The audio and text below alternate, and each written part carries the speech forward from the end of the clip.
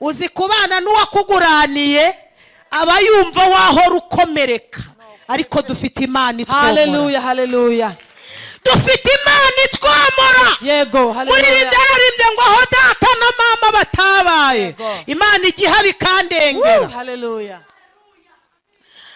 Uwamugurana ati ceceka, naravuze iryama ryawe, umwana wawe uramwisha, undi atari ko si wowe kuri kunyinyagurira, nta no kumbwira ngo nihangane. Hanyuma ngeze ahantu haryoshye. Haleluya.